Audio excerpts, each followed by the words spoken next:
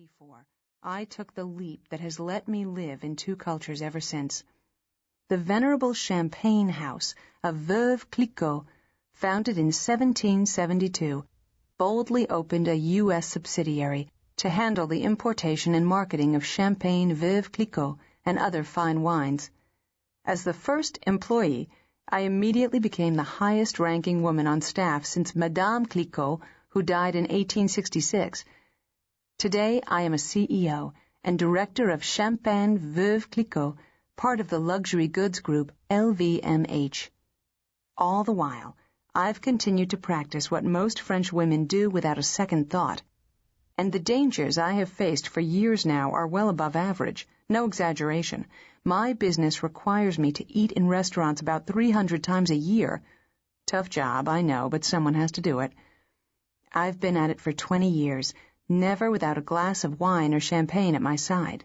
Business is business. These are full meals. No single course of frisée salad and sparkling water for me. Yet, I repeat, I am not overweight or unhealthy. This book aims to explain how I do it, and more important, how you can too. By learning and practicing the way French women traditionally think and act in relation to food and life, you too can do what might seem impossible. What's the secret? First, a word about what it's not. So many of us do double duty, working harder inside and outside the home than most men will ever know. On top of it, we must find a way to stay healthy as we try to maintain an appearance that pleases us. But let's face it, more than half of us cannot maintain a stable, healthy weight, even with all the self-inflicted deprivation we can muster.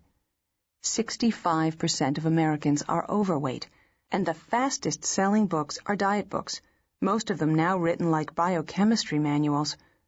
No matter how many appear, there are always 10 more on the way. Could dietary technology really be progressing as fast as the marketing? Anyway, the demand persists. Why? Why don't the million-copy wonders put a definitive end to our woes? Simply put, unsustainable extremism. Most diet books are based on radical programs. Apart from a brief Jacobin interlude in the 18th century, extremism has never been the French way. America, however, gravitates toward different philosophies, quick fixes, and extreme measures. In diet, as in other matters, these work for a time, but they're no way to live. You're bound to slip out of your zone, fall off your pyramid, lose count of your calories. And why not? C'est normal. It doesn't help matters that one extreme prescription is often contradicted by the very next one to gain traction. Who doesn't remember the high-carb days or the grapefruit days? Now everything's fat and protein, and carbs are the devil. First dairy products are your worst enemy, then they're the only thing you can eat. Ditto wine, bran, red meat.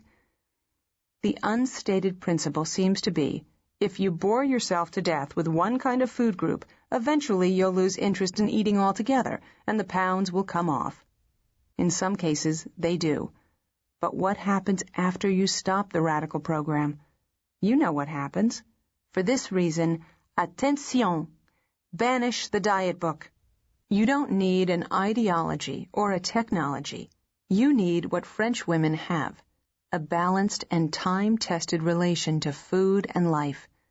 Finally, the coup de grâce against these extreme programs is their general lack of attention to the individuality of our metabolisms. Written mostly by men, they rarely acknowledge that the physiology of women is profoundly different, and a woman's metabolism changes over time. A woman of 25 with some weight to lose faces a different challenge from that of a 50-year-old. While my stories and lessons can be of benefit to anyone, this book is intended primarily for women, being based solely on my experience as a woman. It's not only for Americans, but for women throughout the developed world who face career pressures, personal stress, globalization, and all the traps of 21st century society. And it is not for those whose weight is an immediate health risk, or who require a medically prescribed diet. I speak specifically to women who need to lose up to 30 pounds, which is a great proportion of the population. Nevertheless, like the Tintin cartoons, the story is for all ages, 7 to 77, and I offer advice for tailoring it to the various periods of our lives.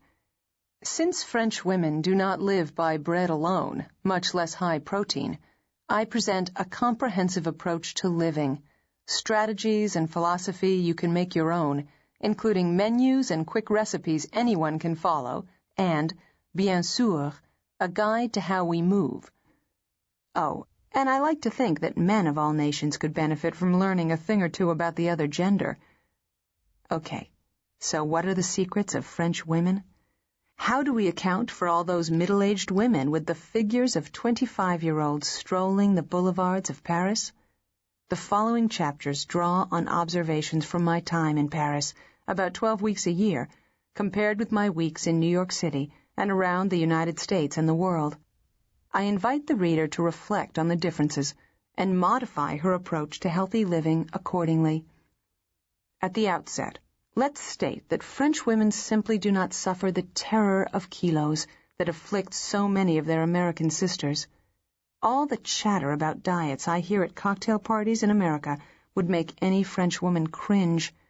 In France, we don't talk about diets, certainly not with strangers.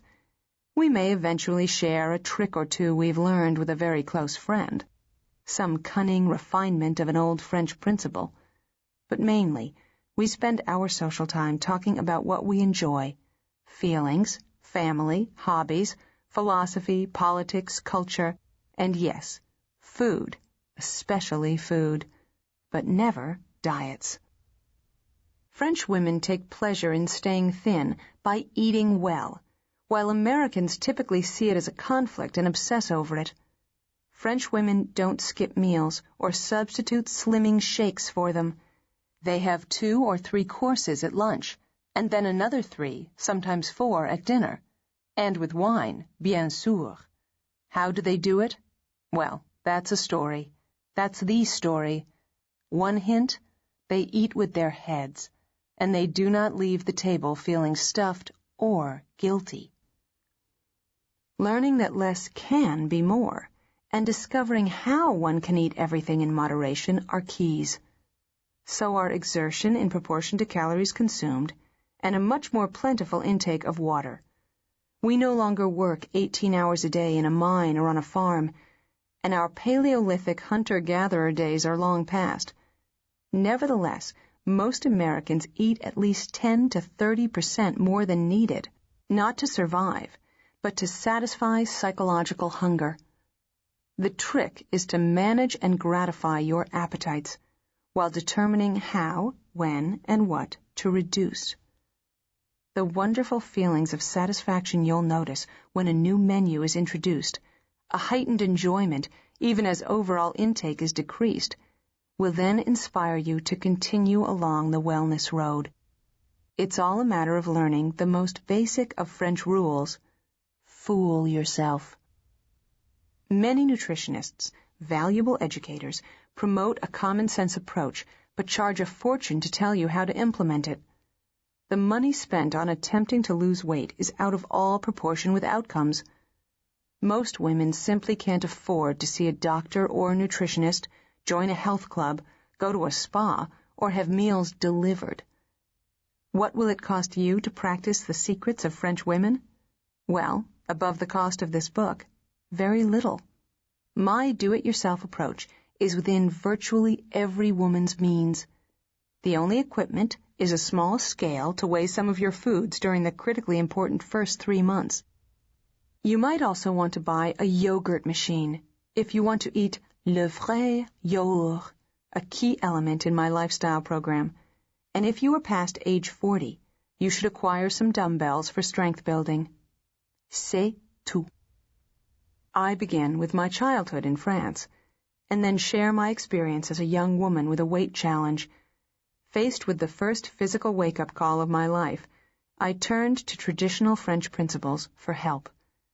By sharing my experience not only with food, but with a total approach to healthy living, I aim to guide each reader toward finding her own